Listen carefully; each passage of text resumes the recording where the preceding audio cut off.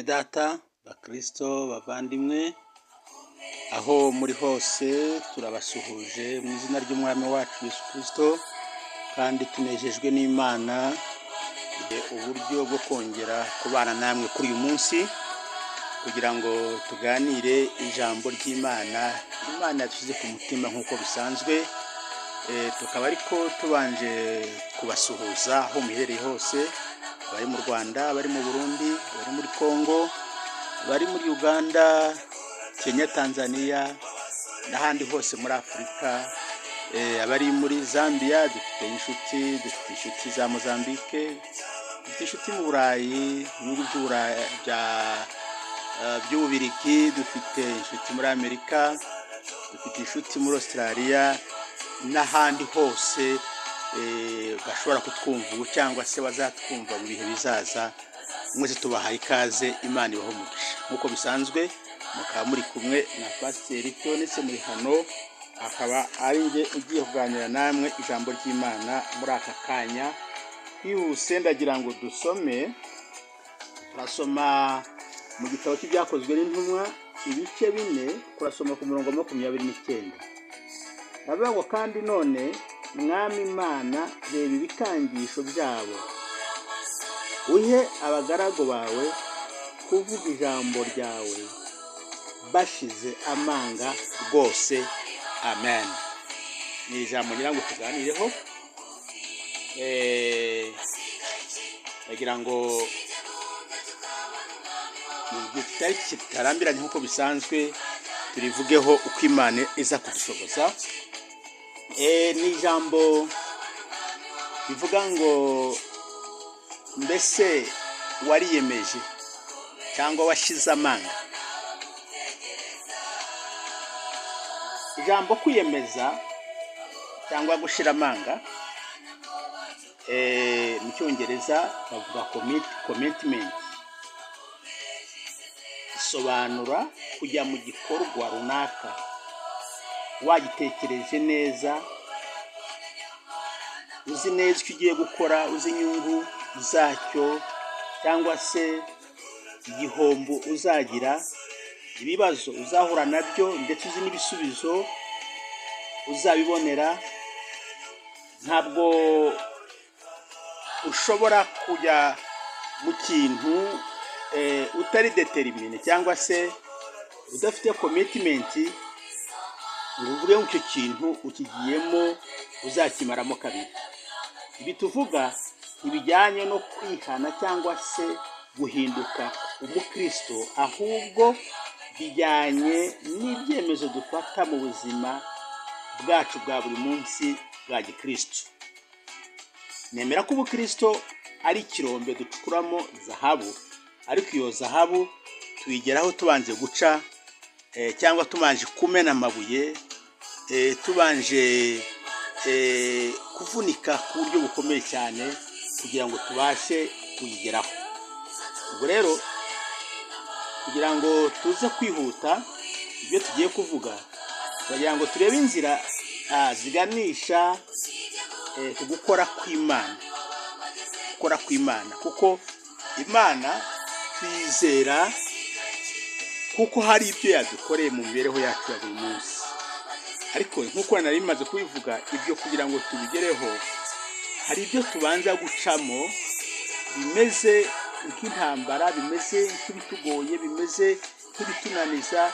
Ariyo mpamvu navuze ko hagomba kuba commitment. Ntabwo urugendo rwa gikristo, urugendo rwo mu mwuka, urugendo rw'ubukristo ntabwo ari ikintu umuntu apfa kujyamo gusa utagitekerejeho, utarebye ingorane, utarebye intambara, utarebye ibiteye ubwoba uzahura nabyo. Icya mbere kugira ngo ushobore kubigeraho ni ukureba ku Mana yonyine. Matayo 6:34 aravuga ngo ntimukiganyire mutekereza iby'ejo, kuko abejo baziganyira iby'ejo. Umunsi wose ukwiranye n'ibibi byawo. Imana ntidukorera ibyo dukwiriye kwikorera ubwacu, ahubwo Imana idukorera ibyo tutabasha gukora twebwe ubwacu.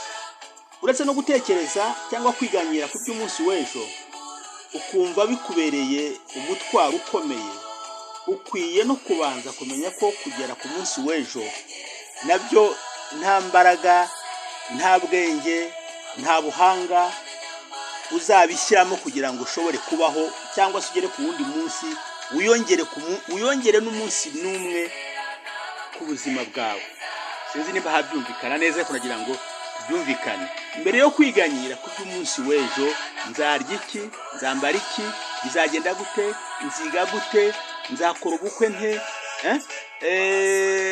ese nzivuza nte, mbese mu busaza nzabaho nte, ko ntiteganirije, ko ntageze gute. Ibyo byose mbere yo guhangayika ngo ubuzima utaranageramo bukuhindukira umutwaro, utaratangira no kubugeramo, ukwiye no kubanza kumenya ko no gukandagira ku munsi w'ejo n'Imana izahakugeza. Ntabwo ari uko watekereje cyane cyangwa neza, oya, ahubwo ukwiye gusobanukirwa ko n'isegonda imwe gusa ku kubaho kwawe, n'iminota 20 kubaho kwawe, n'umunota umwe n'impano Imana ibiguhaye. Ubwo rero icyo tucyumvikaneho neza. Niyo mpamvu Yesu yavuze ngo ntimukiganyire iby'ejo, kuko abejo nabo baziganyira iby'ejo. Aravuga ati niyo mpamvu, kubera ko umunsi ukwiranye n'ibibi byawo, ariko Imana yo izi iby'ejo wowe utarabimenya, kandi nizakugeza ku munsi w'ejo. Niyo mpamvu udakwiye guhangayika ngo wibaza ngo ese bizagenda gute, kuko udashoboye kubonera igisubizo. Ubihe Imana, ubihe Yesu. Yesu arabishakira igisubizo, we ntajya abura igisubizo. Ijambo rya kabiri ni ukuba ariyo ugirira icyizere. Kugirira Imana icyizere ntabwo ari ukuyihanga amaso gusa ngo uyirebe gusa, ariko bigusaba no kuyizera.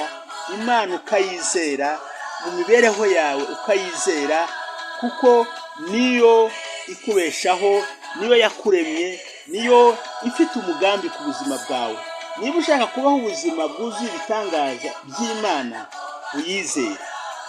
Nyamara abantu mu ngendo bashobora kwizera abashoferi babo, cyangwa se aba pilots, abagenda mu ndege.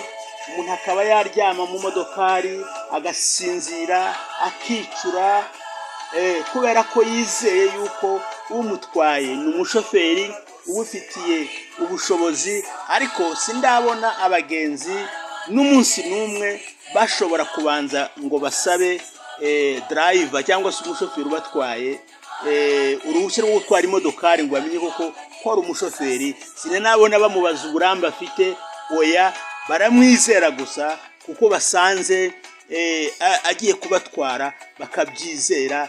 No ku ndege nuko ntawubaza ngo abanze abaza ugiye gutwara ese arabizi, ese amaze ikintu cyabikora. Barabyizera gusa, tukajyamo gusa, tukagenda, tukaryama, tugasinzira, tukabona tugeze iyo tujya. Ariko kwizera Imana yaturemye ko ariyo izi iby'urugendo rwacu, izi iby'ubuzima bwacu, izi uko ejo uzamera, izi yuko ejo bundi uzamera, abantu birabananira, ntibabisobanukirwa. Bibiliya tubwira ngo Imana ituzi tutaranabaho. Biravuga ngo tutarabana insoro mu nda z'ababyeyi bacu, Imana yari ituzi ndetse izi n'umubare w'umusatsi uzaba uri ku mutwe wacu, yari izi amazina yacu, yari izi aho uzavukira, yari izi uburyo uzavukamo. Imana izi ibyawe byose utaranabaho. Ariko kuyizera bikakunanira, ahubwo ukaba washobora kwizera isezerano uhawe n'umuntu. Nimba umuntu akubwiye ati nzagufasha muri ibi, ukaba waryama ugasinzira, ariko ijambo ry'Imana ryavuga ngo ndi kumwe nawe, nzakuyobora, nzakurinda, nzaguha umugisha, ntubyizere kubera ko utayibona, utayizera, utayibona hafi yawe nk'uko ubona umuntu ukagira ngo Imana irahinduka. Ubwo rero ugomba Imana kuyigirira icyizere kugira ngo ushobore kubona imbaraga zayo, ushobora kubona ibitangaza by'Imana mu mibereho yawe. muribuka igihe abantu bahungaga umwami Yesu, yarababajije ati mbese namwe murashaka kunsiga? Abaza abigishwa be. Ariko Petero twakuvaho tukajya kuri nde? Ko ari wowe ufite amagambo y'ubugingo, ko ari wowe ufite amagambo y'ubugingo buhoraho. Yohana 6:68, muribuka ayo magambo. Kuri Yesu honyine niho hari amagambo y'ubugingo, kuri Yesu honyine niho hari ubuzima bw'iteka, kuri Yesu honyine niho hari imigisha itunganye, kuri Yesu honyine niho ukwiye gushyira icyizere, niho ukwiye gushyira ubutunzi bwawe, niho ukwiye gushyira imibereho yawe, ukamwiringira kandi ukamutegereza. Inshuti za Yobu ndetse nazo murazibuka n'umugore we, bageze igihe bamubwira bati ihakana Imana, kubera ko yari yahuye n'ingorane, yari yahuye no kugeragezwa, yari yahuye n'intambara mu buzima bwe. Ariko Yobu baravuga ati n'Imana yanyica, naho Imana yanyica nzakomeza kuyiringira. Aravuga ngo nubwo bimeze gutyo inzira zanjye nzazikomereza imbere yayo. Usomye Yobu ibice 13 umurongo wa 15 uzahasanga ayo magambo. Yobu yari yarasobanukiwe neza ko Imana itamugirira nabi, ariko aranavuga ati niyo byanashoboka ko ibi byago byangezeho byavuye kuri yo, nzakomeza kuyizera, nzakomeza kuyishyiraho umutima, ntabwo nzayireka, ntabwo nzicuza nubwo nabura umubiri wanjye, nubwo natakaza amatungo, nubwo natakaza ibintu byose, ariko nzakomeza kwiringira Imana, nzakomeza kwigirira icyizere. Aravuga ati n'intambwe zanjye nzazikomereza imbere yayo. Imana ishimwe cyane kandi Imana ihabwa icyubahiro. Ijambo rya gatatu ni ugutegereza ibisubizo byayo. Igihe cyose mu mibereho yawe hagaragaye cyangwa washoboye gutera izi ntambwe, haba hari umugambi w'Imana kukwigaragaza, cyangwa se mu yandi magambo Imana ibishaka kwigaragaza. Iyo Imana ishaka kwigaragaza iteza cyangwa ikomera, yemera ko ibibazo biza mu mibereho yawe cyangwa se mu buzima bwawe. Ariko muri iyo process niho Imana yigaragariza. Imana idusanga, Imana yigaragaza, Imana iboneka ari uko habanje kubaho ingorane, habanje kubaho intambara. Uretse ko twebwe iyo tukiri muri izo ngorane, iyo tukiri muri izo ntambara, ntabwo dushobora kumenya umugambi Imana ifite muri icyo gihe, ntabwo tubisobanukirwa. Ahubwo abantu benshi usanga batana bateye kwiganyira, abateye kwivumbura, abateye gutuka Imana, ukavuga ati Imana ntago ituzi, Imana ntiyatumenye, Imana ntitwitayeho. Ariko ugomba kwiyemeza,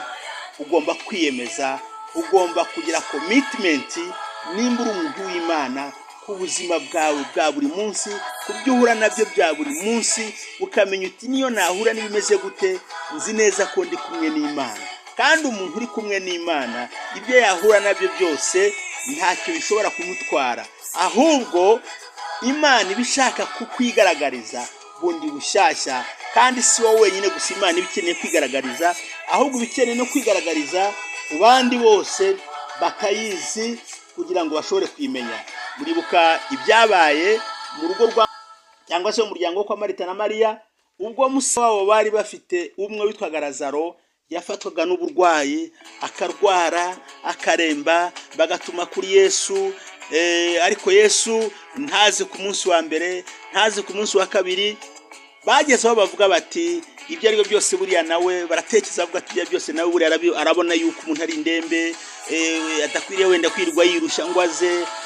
Baratekereza bavuga bati buriya niko abibona, nta kundi nyine Lazaro agomba kugeza igihe Lazaro apfiriye.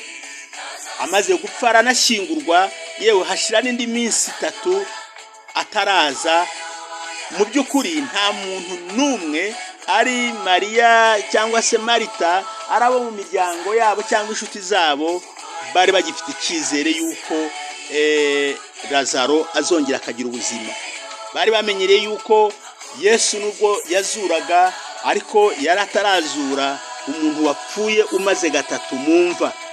Bari bamenyereye ko abazuka ari abarwayi bakiryamye ku bitaro mu bitanda byabo, barwaye bakaremba, yari yabakijije, yari yagiye abakiza. Hari n'abari bapfuye ariko batarahambwa ngo bashyirwe mu mva bamaremo gatatu. Byabaye bwa mbere kuri Lazaro. Niyo mpamvu Yesu igihe yazaga baramubwiye bati urakoze kuza.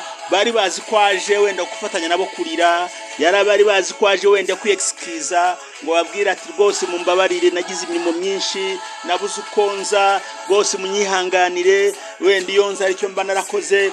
Kandi nabo niko babitekerezaga.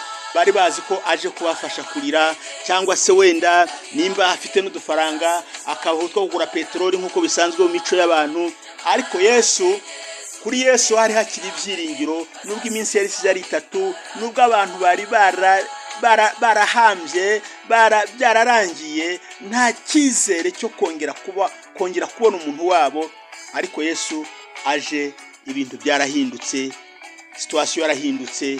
Ibintu nubwo ababwiye ati munjyane iyo mwamushinguye, baramubwiye bati nta mpamvu, ubu yaranutse, ntabwo ari ngombwa.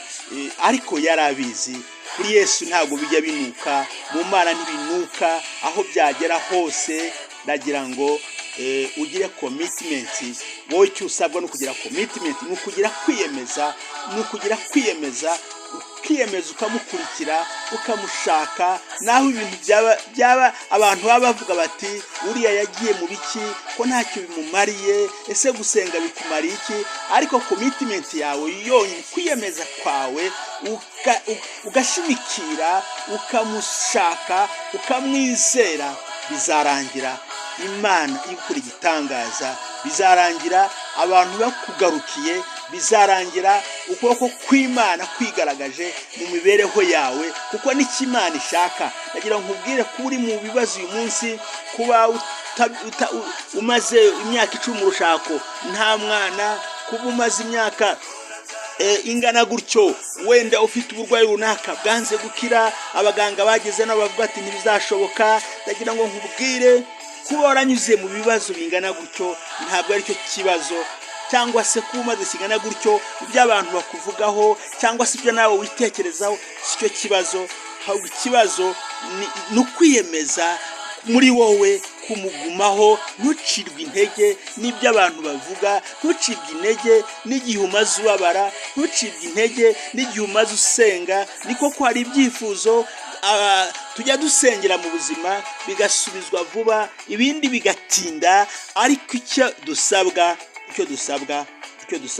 nta minsi Imana yaduhaye yo kudusubirizamo. Bibiliya itubwira ngo icyo tugomba gukora ni uguhora dusenga, ni uguhora twibutsa. Bibiliya iravuga ngo yemwe abibutsa Uwiteka ntimugatuze. Nimba wibutsa Imana, hari Imana yakubwiye ntuzatuze kugeza ubwo Imana izagusubiza. Imana ibaho umugisha.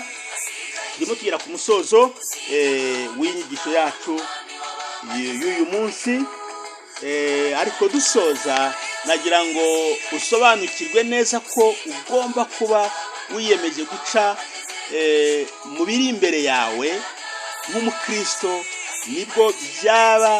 nubwo byaba bitakunejeje, ariko nunesha imigisha y'Imana uzayisanga hirya yo kurwana, hirya yo kwihangana, hirya yo kuvunika, hirya yo gutukwa, hirya yo guseba, hirya y'amarira, hirya y'umubabaro.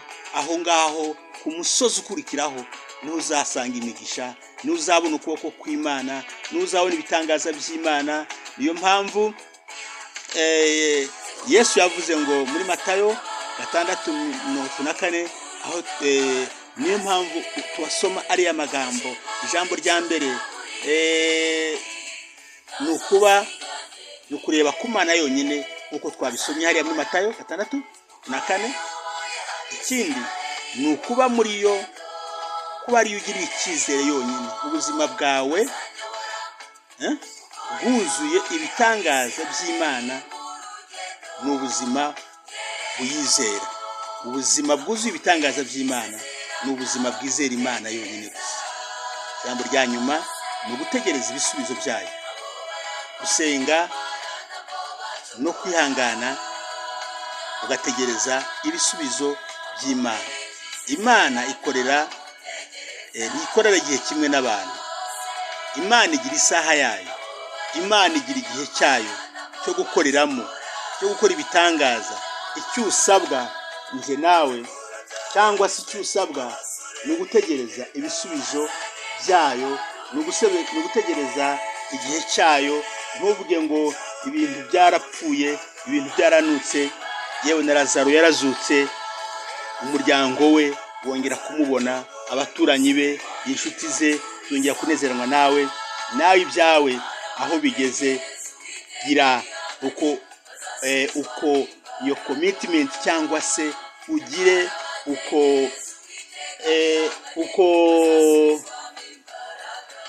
uko gushikama wihanganye. Imana iri mu bwo gusubiza. Reka dusenge Imana. Imana ibaha umugisha. Turabashimiye. Reka dufatanye gusenga. Ushobora kuba rucitse intege, ushobora kuba rurambiwe, ushobora kuba warugezaho uvuga uti rwose ndabiretse. Ubundi se gusenga umuntu w'Imana bimariye iki? Imana yankoreye iki? Ubuzima bwanjye ko bugeze ahangaha ese bimeze gute? Ko nabaye umuti w'amenyo, ko nabaye igisebo mu bandi bantu. Ariko agira ngo nimba wumvishije iri jambo rikaba ari cyo rikoze ku mutima wawe, ongera uzamure kwizera, ugire iyo commitment, ugire uko kwiyemeza, ugire determination, uguti Imana nzakomeza nyizere. Kandi hirya y'ibyo urabona uko kw'Imana. Reka dusenge. Mana, turagushimira mu izina rya Yesu. Tugishimiye ijambo ryawe tumaze kuva muri aka kanya. Dusengeye abantu bose bari bacitse intege, abantu bose bari bananiwe, abantu bose bari bagezaho kwitotomba bavuga bati nta kimana itumariye, ubuzima banyuzemo bushaririye. Turabasengera kugira ngo Mana ubakomeze imitima, kandi tuzi neza yuko nyuma yo guhamya, nyuma yo kugaragaza icyizere, nyuma yo kuguhanga amaso, nyuma yo kugutegereza ibisubizo byawe, nibwo ujya ugaragara kandi ugakora ibitangaza, abantu bose bakabibona, bakabimenya, bagashima izina ryawe. Urakoze kubyumvishije mu izina rya Yesu. Amen. Turabashimiye. Imana ibahe umugisha aho muherereye hose. Imana ikomeze barinde mu mirimo yanyu, imibereho yanyu ya buri munsi, kandi mukomeze mutegereze Imana. Imana izakomeza kubana namwe, izabarinda, kandi ubuzima bwanyu buzahinduka ubuzima bw'ibitangaza buhesha Imana icyubahiro, namwe bubahesha umugisha. Imana rero ibahe umugisha. Nk'uko bisanzwe turangije tubasaba ya nkunga ihoraho duhora tuvuga. Mwebwe bakoze subscribe mwagize neza cyane, ariko abatarayikora namwe turabibutsa kugira ngo mudukore subscribe, kugira ngo mudutere inkunga tubashe gukura, tugere naho tutarashobora kugera uyu munsi. Kandi mudukorere like, mudukorere share ndetse na commentaire kugira ngo tumenye ibitekerezo byanyu uko bimeze. Turangije rero tubashimira mwese, kandi nk'uko bisanzwe dushimira iyi korali Rehobote yo muri ADPR mu mujyi wa Kigali, ADPR ya Remera mu mujyi wa Kigali. Tujya dufatanya muri umurimo w'ivugabutumwa, nayo Imana ibahe umugisha. Mukeneye indirimbo zabo ziri kuri YouTube, mwabisangaho. Ni ADPR korali Rehobote ADPR Remera, cyangwa se Rukiri ya mbere, Rukiri ya kabiri, wanditse gutyo kuri YouTube wabona indirimbo zabo kandi zizabafasha. Imana ibahe umugisha mu izina rya Yesu. Amen.